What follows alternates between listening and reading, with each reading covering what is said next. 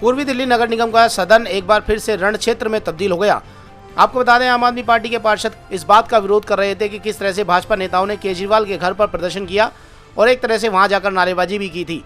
इसी बात के विरोध करने को लेकर भाजपा नेताओं और आम आदमी पार्टी के नेताओं में कहासुनी हो गई और ये कहासुनी इतनी बढ़ गई कि दोनों के बीच में हाथापाई भी हो गई। आपको बता दें, पूर्वी दिल्ली नगर निगम के मेयर श्याम सुंदर अग्रवाल ने मार्शल बुलाकर आप पार्टी के पार्षदों को बाहर का रास्ता दिखा दिया।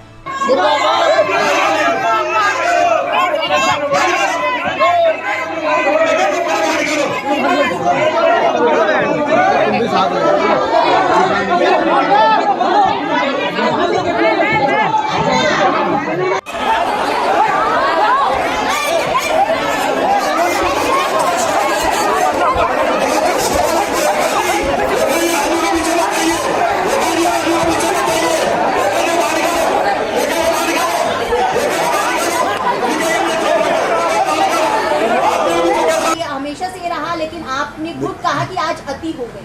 नहीं, वाकई में अति हो गई। हम एक्शन एलजी को लिखेंगे जो इनके मनोनीत पार्षद हैं कि जीवन में इनको दोबारा से मनोनीत ना किया जाए, इनकी कम से ये सजा तो होनी चाहिए।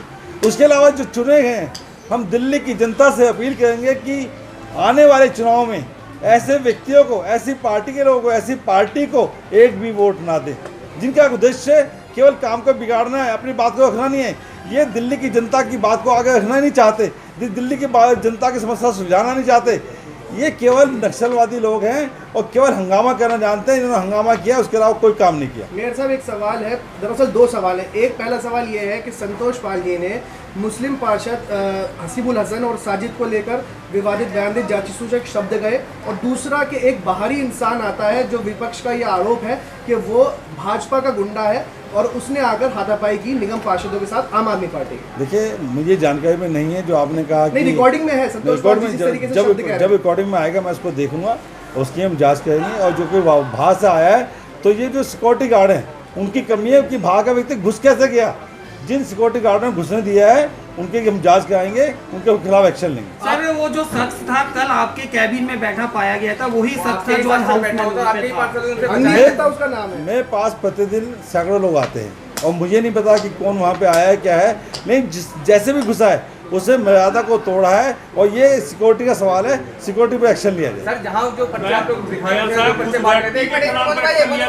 उस व्यक्ति के खिलाफ एक्शन लिया जाएगा कि नहीं, क्योंकि एक्स्ट्रा अगर आदमी कोई घुसता है तो मेयर की परमिशन होनी चाहिए। आपकी तरफ से परमिशन बिल्कुल, हम इसकी जांच नहीं थे तो उस इंसान के खिलाफ जो वहाँ घुसा था उसके खिलाफ क्या कार्रवाई करेंगे? जो भी घुसा है, मेरे संज्ञान में नहीं है, उसको देखेंगे, वीडियो देखेंगे और जो भी उचित कार्रवाई की जाए। क्योंकि सर, जो पोस्टर दिखा रहे थे आप लोग, सारे पोस्टर उसके पास थे, वो आपके ही पार्टी के पार्षदों को पोस्टर मैंने जैसे कहा, मुझे जानकारी नहीं है, मैंने देखा नहीं कि इतना हंगामा मच रहा था, विपक्ष के सब लोग खड़े हुए थे, पीछे कौन क्या गया मेरी जानकारी में नहीं है, उसकी जांच करवाएं।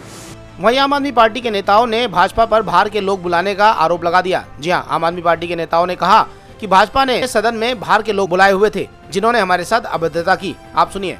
दे रहा था और हमारी महिला पार्षद रेखा त्यागी जी के साथ और अनिता जी के साथ बदतमीजी का व्यवहार किया, जिसने वो संदीप कपूर के साथ आया था, उसने स्वयं बताया, उसकी वीडियो हमारे पास है। हमने तमाम गार्डों को बोला कि इसको पकड़िए, इसको अरेस्ट कीजिए, इसको अरेस्ट करवाइए, लेकिन किसी ने कोई कार्रवाई नहीं करी। मुझे ऐसा लगता है कि सदन के अंदर भारतीय जनता पार्टी ने सिविल वर्दी में, काले कपड़ों में कुछ गलत और बाहर के लोग बुलाए हुए थे जिनके पास कोई संवैधानिक पद भी नहीं था, जिनके पास कोई ड्यूटी भी नहीं थी, और वो यहाँ पे खूब बदतमीजी भी कर रहे थे, अमर्यादा भी फैला रहे थे, और उन्होंने हमारे साथ गाली गलौज भी करी और अल्पसंख्यक के लिए कुछ शब्दों का भी इस्तेमाल भारतीय जनता पार्टी के पार्षदों ने किया है।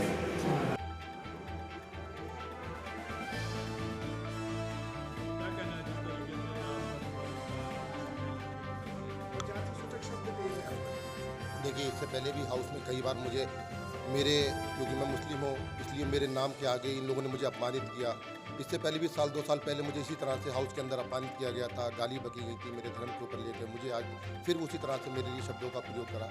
ये मेरा पूरा का पूरा ये कुर्ता मुझे फाड़ा। जिस समय हमारे एलओपी पे हमला हो रहा था तो मैं भी बचाव करने के लिए, और जाहिर सी बात है कि एक तरफ उनकी संख्या बहुत ज़्यादा है और हम लोग बहुत कम हैं, संख्या बल में बहुत ज़्यादा है और वो एकदम चिपट जाते हैं। और जिस तरह से उन्होंने एलओपी पे एकदम से हमला किया, मैं बीच बचा मुकरा तो मेरा पूरा का पूरा कुर्ता फाड़ दिया गया।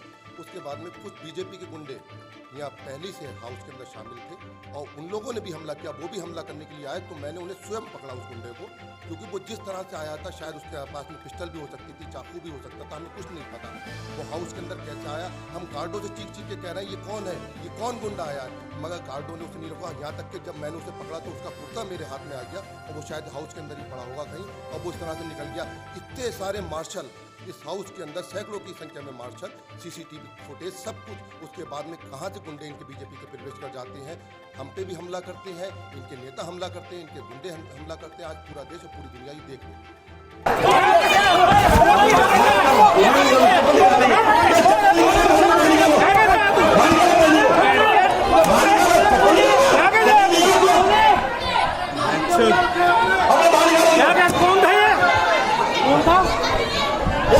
संभाल लिया, संभाल लिया,